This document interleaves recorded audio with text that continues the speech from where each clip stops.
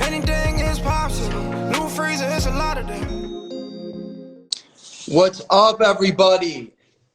Good morning. Welcome. What's up, Steven? What's up, bro? How you doing, man? Good. How are you? I'm good. I'm good. Thank you for making time on a busy Friday, dude. Of course. What's up? What's happening? Not too much. You're in LA? I am in LA, quarantining. What about you, dude? We're in New York. We're in the city. I love it. Dude, you are the inaugural episode 1 of Stick With Your Dreams. Amazing. I'm honored. You're hilarious. Dude, look what I've got here. A little focus right beforehand. We got to make sure we're on point. What else is going on, man? Well, I mean, let's just wait for a couple people to join in. We got 18 people live. What up, Doc Ness? I see you, man. I love it. Dude, we had so we put that video out yesterday and had like a handful of people that just sent in like special questions for you. So it'll be nice, man. Get to answer all your fans. Let's do it. You want to just jump in? Let's do it. Let's do it. All right, man. Super informal. I think, dude, you're obviously a really impressive serial entrepreneur. Obviously you've created Lokai. You've got a new company called Elements, which is badass. But I think just want to dive into you, man. Like, tell us a little bit about, yourself, why you even began building businesses. Just let's start with, your entrepreneurial drive and even how Lokai kind of kicked off on the founding story. Yeah, sure. So something a lot of people don't know is my grandfather and father are both entrepreneurs. And so it's kind of always been in my blood. And even as a young kid, I was coming up with ideas. And I had a small company in high school. And then my freshman year in college, I was on vacation with my family and friends, thinking about how lucky I was to be there. But that week, everyone's saying echoing. Is that better? Yeah, that's better. Okay. That week, my grandfather was diagnosed with Alzheimer's. And so I was thinking about the highs I was going through in life and how everybody goes through highs and lows. And I just said, okay, well, what are the highs and lowest points on Earth? Mount Everest and the Dead Sea. And how could I take elements from those two places and incorporate them in a product that people could wear every day as a reminder to stay balanced? I actually think it's you. Put your headphones back in. That was working. Okay, that was working. So, yeah. So here's the thing, Steve. Full message, but like my question can't hear you. to you is, I remember, can you hear me now? When we were living together in New York, when you were first talking about starting Lokai, like dude, remember we were sitting down in the living room and you said, dude, I'm gonna build the next Live Strong, and I'm going to build a massive lifestyle brand. And we all knew you were going to build something pretty impressive. But I think when you see people, a lot of people oftentimes have ideas and they're like, hey man, I'm going to build this. I'm going to do X, Y, or Z. I don't know. What was the initial, dude, you're in college, you have this, really, it's an out there idea. What were people initially saying to you, some of your colleagues and schoolmates, when you're like, I'm going to build this thing? Yeah, I think everyone just kind of writes you off. I think it takes two things. I think it takes patience as well as a lot of stamina, right? Like, and belief in yourself, because nothing is built overnight. And it takes so much time. And I mean, you've been working on Dream Pops every day of your life for 3 or 4 years now, right? And it's just starting to get going. So I think a lot of people probably aren't willing to put in that much work ahead of time before they see the results. And so I think a lot of people probably stop short.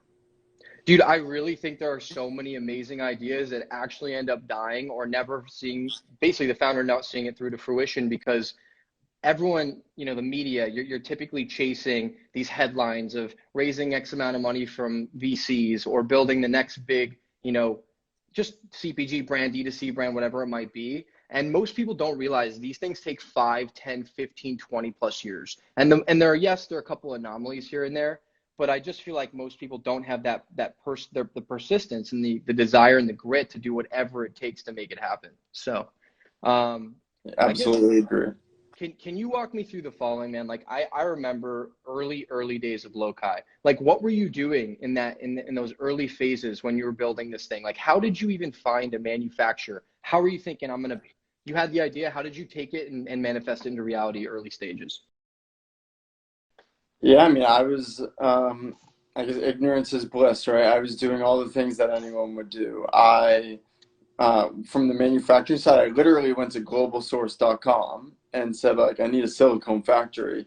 And I got 2,000 responses. And then I said, okay, it has to be a silicone bracelet that's a unique shape. Ones that said no, I knocked them out. Ones that said yes, I kept. And I just kept whittling it down until I found my factories. Like, no one helped me. I didn't have any connections. I just Googled, right? You can use the internet to find anything was there now. a point where people are like, dude, I mean, it's not just a bracelet. Like you literally are taking mud from the Dead Sea and water from Mount Everest. The logistics challenges there sound insane. Like, how do you even find mud? It probably took me it took me over a year to just make the product. How did you find water? How did you get, wait, real quick, back to that. How did you get water from Mount Everest or mud from the Dead Sea to a factory? So the mud is a lot easier to get because they make a lot of beauty products out of mud from the Dead Sea, like face masks as an example. So I was able to just buy it wholesale. Crazy. The water from Mount Everest, we literally employ a team of Sherpas. Like if you wanted to go climb Mount Everest, you'd have to go with a company that would take you up the mountain. You can't just go by yourself and go. So we basically employ the company to go up, collect the water, and bring it down. Wild, man. Wild. Yeah, and then I would say to your second part of that question, which is like when I was starting out and I had product, I was carrying my display with like 60 bracelets in it to store after store after store, just walking through Brooklyn and New York, just getting turned down over and over and over again. Can you share one story in particular? Maybe there's a store or a visit where you got just rejected and you were like, this sucks. Like, but you know what? I believe in this thing. Like, was there one thing that really hit you hard where you went and you pitched and you were just shot down and it's really memorable to you? I think, I don't remember one specific time getting turned down, but I think what I do remember is like a lot of people would just write it off without even hearing the idea of the product. They just say, oh, we don't have time right now, or oh, we're not interested. And I think that it's just persistence and finding people that are willing to listen to you, and just it's a numbers game. The more people you talk to, the more hear about it, you'll get some yeses out of it, and then you start getting some momentum. Dude, I think what's so cool is I was living with you in New York over 2 summers, watching this thing pre-launch to where it was now. And, you know, just to attest to what you're saying, I remember you getting up at 6 a.m. every morning. You know, Peter and I would go to our respective jobs, and you would literally hit the streets, take the meetings, you know, whatever needed to get done. It was awesome, man. It's wild. I guess here's another question, right? Is you were doing you were building a digital brand, you know, and leveraging social media prior to Instagram even being a thing. Like, dude, there was some serious foresight. And I guess my question is like, did you have any idea, you know, this was pre-Instagram. Like, how did you were one of the first brands to really dominate Instagram and build a massive community. You guys have over 1 million followers at Live Lokai.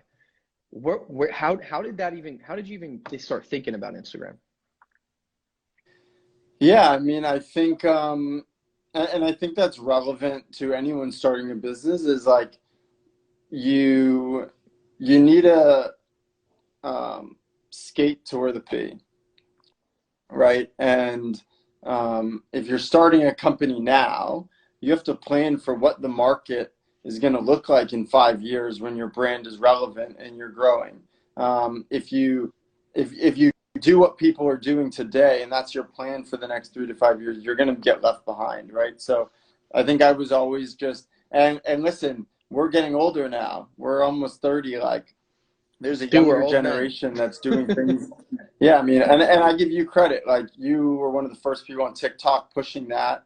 Like, I think you got to be a little bit uncomfortable and you got to try the new things. You can't just stick with like the old social media platforms or what the norm is now. Like, you got to always be testing the new innovative products that are out there. I think this is a great segue. So yes, we're live on Instagram right now, but just so you know, Steven, we're also live on TikTok with another setup right here. And I think we'll just do a quick tangent. Say what up to the TikTok viewers. What up, TikTok? What's up, TikTok? What do you think about TikTok as when you compare it to where Instagram was recently? TikTok just disclosed some data that I believe they're at 2 billion daily active users. Don't quote me on that. I think they added 350 million new people in the past month or quarter. And it's the most downloads a social media app has ever had, period. More than Facebook, more than Instagram. What do you think about Instagram? Crazy. Or I guess TikTok as the new kind of platform? Yeah, it's downloads. I mean, it's where the young, cool kids are. And Cosette, just a quick shout out. It's where the young, cool kids are, right? So you got to go to them, and they're on TikTok right now. And I think one of the things that is important is making sure that you are using the respective platforms in the way that they should be used, right? Like, you can't just the content you're going to post on Instagram and post that on TikTok. You got to really like live and breathe and understand how content is shared and pushed out on TikTok. And I think you're doing it better than anyone. We're trying. We're not that great at it right now, but yeah, we're working and focusing on TikTok. Absolutely. Totally. So obviously we just went off topic a little bit, but appreciate it. I think let's dive back into you're getting momentum with Lokai. Would you say that you were getting more stores, or was the brand being built direct to consumer and the real inflection point happened when you built it D2C and then it converted into retail? Or how were you kind of building it up first year or two? Yeah, I think that it definitely grew direct to consumer. At one point, we were like 99% direct to consumer. Since then, we've kind of grown our wholesale business. Obviously, with COVID right now, wholesale struggling a lot. But yeah, I think we had the right product at the right place at the right time.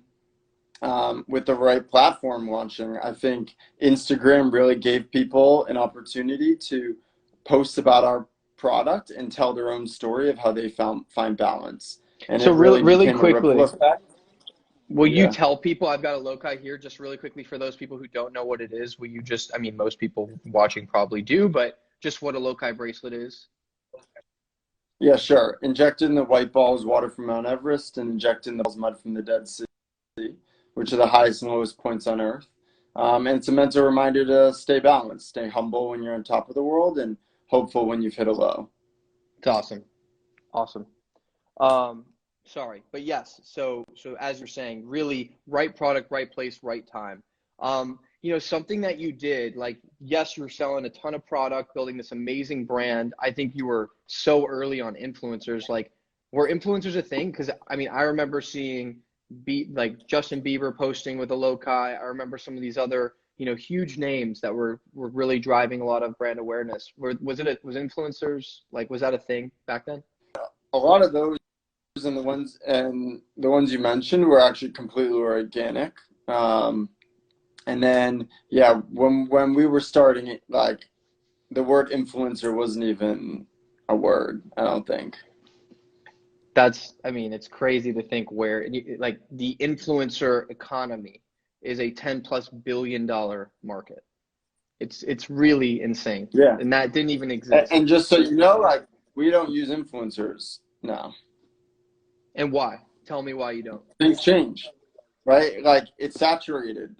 So many brands are using influencers. It's now become just like a paid ad, right? So I think I'm always trying to find like a new innovative way to market and grow the brand. And I hate to say it, but like, maybe TikTok's different, but Instagram influencers, like, it's a hard space to be in right now. Do you think it has to do with organic reach, and when platforms mature, you have to pay for the access versus when it's early stages? Absolutely. Yeah, absolutely. And I think too, like, I know you're finding a lot of success right now on TikTok and also on LinkedIn. Yeah, I think LinkedIn and TikTok, LinkedIn's a little more mature, and they're starting to, the organic reach is going down versus a year ago, but it's still up there. I think social media platforms are typically the most valuable when they're in their infancy and they have crazy daily active users. And like, that's where, look, it's all about finding that attention. But I mean, it's pretty, pretty straightforward, but it's exciting, man. I love watching this evolution and platform shift. And is there anything else minus TikTok or LinkedIn that you're kind of looking at and how you're building Lokai right now? No, I think we covered Gotcha. it. So let's talk about one of the fundamental shifts that you made in Lokai, and I think people are really just blown away by. Like, you look at these, I don't know if you'd call them collaborations or partnerships, brands like, I mean, we saw that Star Wars is launching really soon. Monday. On Monday. Guys, check it out. Yeah. Star Wars Lokai launching on Monday. You've partnered with the NFL. May the 4th be with you. May the 4th be with you. That's incredible. Yeah. Susan G. Komen, Make-A-Wish Foundation. These are some of the most powerful, impressive, charitable organizations in the world. How did you even, what was the first collaboration? How did you even start thinking about doing these types of partnerships? Yeah, I mean, it really just grew naturally out of the brand and what we stand for, right? So if you look at a Lokai, every bracelet has a white and a black bead, which signify our message of staying humble and hopeful. But then we thought about, okay, well, what connects those highs and lows? And I think it's different for everyone. So we started with doing cause Lokais. So we donate 10% of our profits to charity, and we've donated a little over $8 million in the last 6 years. And incredible.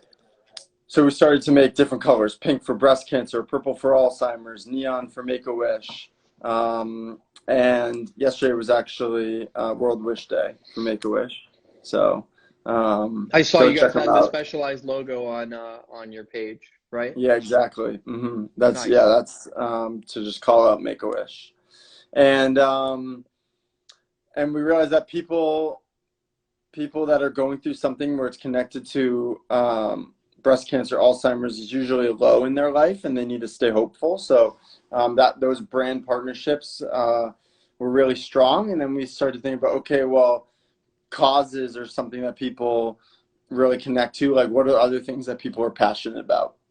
And we had a lot of pro athletes wearing Lokai, and so that was kind of the natural next step to go. So we now have licensed product with all the sports leagues, and now this year we're going into entertainment, starting with Star Wars on Monday.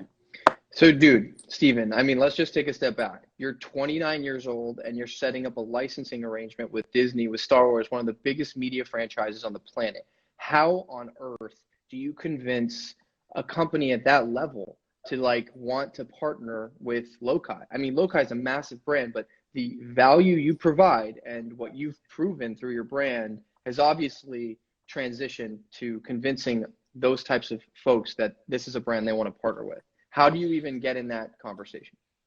Yeah, I think it's a few things. I think it's one, as a brand, you always have to do the right thing and have a great reputation. And I think we've done right by our partners, and we've had some incredible partnerships with charities that they love to see. And then I think we have an incredibly strong community. So shout out to anyone that rocks a Lokai that's watching. Cosette is she's awesome. She's part of the dream team. She said, she just commented, she's got every color since day one. Amazing. So our community is passionate and strong, and love the launches that we have and the charities that we support. And so I think even a big brand like Star Wars and Disney see the value in that community, and want to be a part of it. I love it, man. I love it. So let's transition a little bit, because one of the things that some people are asking are, dude, you know, you're in college, you're building this brand, you have this amazing vision, but dude, some of your friends are getting jobs in, you know, in the corporate world, or are looking at more traditional choices. How did you kind of handle that anxiety, that fear, maybe the criticism or opinion of other people to say, you know what, I'm not going to be worried. I see this thing, I'm going to seize the opportunity. Yeah, I mean, I remember that, and it was nerve-wracking, and I think, like, to be totally honest, I went on a few investment banking interviews, like, even when I was doing Lokai, and I think it just, it was very clear to me that banking didn't excite me. I think the only way that you can be great at something in life is if you're really passionate about it and you love what you do, because the amount of time and effort and hard work and struggles that you're going to go through, it's never ending. And so if you can't get through that and persist, like, you're not going to be successful, and you're not going to build something great or do your job great, right? So I think you have to be passionate about what you do. And for me, it's being an entrepreneur and building companies. Dude, I remember when I called you about quitting my job, and I was like, dude, I'm nervous. Like, what if this doesn't work? Like, I had all these, like, and I talked to all these other, you know, people who want to try something. And you said something really powerful to me. You said, David, when you go to market with something, it's like a ball of clay. The idea is never fully formed. The product is never right. But as you continue to iterate and tweak and learn, and you fully commit to it, you finally get to that finished product if you have enough passion and you fully are committed. And you can't be half pregnant. That clay will never evolve into the final finished product. And so I think that was one of the biggest, dude, you said that to me and it really resonated. And that's kind of how I look at it with Dream Pops and where we are with our company. So Love that. Yeah, you can't be half in, right? Like, because if you're building a company half in while you're working at a company doing something else at the same time, there's someone else that's fully in working on a company that's going to compete with you. And so one of the things that also drives me is the fear that someone is chasing me and that someone's working harder. So I couldn't agree with you more. I'm sick and tired personally, dude. I see, you know, entrepreneurship has become this, you know, you're effectively rock stars as an entrepreneur. When you look at the biggest names in technology and food, and, you know, everyone is aspiring towards that American dream of becoming an entrepreneur. And I guess what I'd ask is, when you see the current state of entrepreneurship, you see even now with everything going on, and a lot of people getting exposed, like, what do you think about the current state of founders and entrepreneurs? Yeah, I think it's, I mean, as an entrepreneur, I think it's super cool, right? I think being an entrepreneur is one of the coolest things ever, creating something from nothing and being able to service consumers and brands and help people. And hopefully you're building companies that do good in the world. I think that's an important thing. I do think this whole, like, perception of raising a lot of money and being famous and, like, that side of it is the fake side of it. And if that's why you're going to be an entrepreneur, one, you'll never get there, and two, you'll fail, right? Like, I think the people that are the most successful entrepreneurs are the ones who really just care about the brand and the product and building an amazing company, not about that fame or the money that will come at the end of the tunnel. Right. And I think that leads me to, you know, this next point, which is, you know, with Lokai, you guys this wasn't a venture-backed business. You didn't go raise a bunch of venture capital. Like, when you're giving advice to people who are trying to build businesses, especially in this environment where capital isn't readily available, would you say, like, how would you recommend people kind of attack bootstrapping versus raising money versus really trying to create? I'd say slow and steady and build a profitable business. Like, at the fundamental of a business, I think you work, like, obviously there's you want to do great in the world and you want to create things that help people, but the company has to make money, not lose money. And I think the last few years we've been in this fake world where people are raising so much money and spending so much money, and it's driving this false sense of revenue, but they're really just paying for revenue, and the fundamentals of the business aren't there. And so I'm always of the mindset of being very conservative, running a profitable business, and building it with the mindset that it's going to live for 100 years, not how do I build this thing and grow it as fast as I can in the next 3 years so that I can sell it. I just feel like we keep seeing these companies that raise 10, 20, 50, $100 million, and they try and force growth through hyper growth in 2 to 4 years for these VC, LPs, limited partners. And so you cannot just manufacture or engineer a community, a brand, and a company in such a short amount of time. People don't realize you've been building Lokai, what is it, 10 years now, 12? It's been, since I came up with the idea, it's been almost 10 years, yeah. Exactly. 10 years to build a real sustainable business. And I think that that's the reality that most people need to dive back into. So I appreciate that. I agree. A lot of people don't know because you're pretty humble and you don't share a lot about it, but you're an investor and you definitely have bet on a handful of brands. And I guess what I'd ask is anyone who pitches you, what kind of advice or what are you looking for in a business, a brand, a founder when you're like, this is it, this clicks, I'm gonna bet on this person? Sure. So first you gotta look at the market, right? How big is it? You can only be like, if the product is in a market where it's too small, it just can never get bigger unless you believe that market is going to grow over the next 5-10 years. So I think when you're starting a company, you got to think about what market you're going into and how big is that size. And if you only have 1% of it, how big is that? And then I think the second thing I look at is the founder, because and there are some companies that I've invested in where the initial idea failed.